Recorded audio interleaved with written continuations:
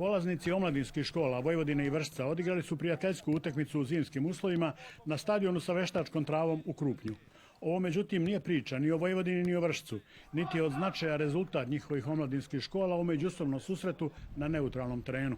Ovo bi trebalo da bude tek začetak priče o mogućnostima istinskog školovanja budućih nosilaca igre, što je deklarativno opredeljenje klubova u Srbiji od beton liga do super lige. Umesto presipanja iz šupljeg u prazno, neretko sa mačkama u džaku, prilikom pregovora sa poluproizvodima u kopačkama s one strane granice, eto primjera kako i koliko Srbija može da ponudi svima u organizovanju priprema izvan sopstvenog prebivališta u svakom godišnjem dobu.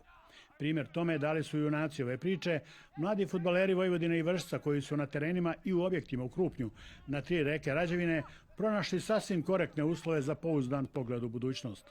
Generalno su uslovi odlični i teren je odličan, što je nama najbitnije, i kao i hotel da je blizu jedan drugog, tako da sve u svemu nismo pogrešili što smo došli. Imamo halu na raspolaganju, teretanu i bazen imamo ovde i spa centar, tako da je sve onako na profesionalnom nivou na kakav je ovaj klub Vojvodine i naviku. S obzirom da su u pitanju zimske pripreme, dosta dobre uslove imamo za rad ovde u Krupnju. Teren sa veštačkom travom koji je nedavno otvoren pruža nam izuzetno kvalitetne uslove da odradimo taj deo priprema koji smo naumili.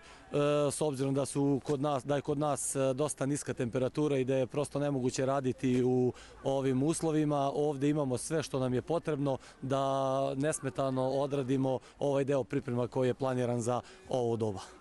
S obzirom na to da je Rađevina regija južnog oboda Panonskog basena, manje od 150 km udaljena i od Novog Sada i od Beograda, klima je umereno kontinentalna. Sportisti u prvom susretu sa ovim krajem ističu izuzetne prirodne pogodnosti, ekološki čistu sredinu, zdravu hranu, prijatne letnje noći kao i zime sa dosta snega, što zajedno pruža mogućnosti za razvoj i letnjeg i zimskog sportskog turizma.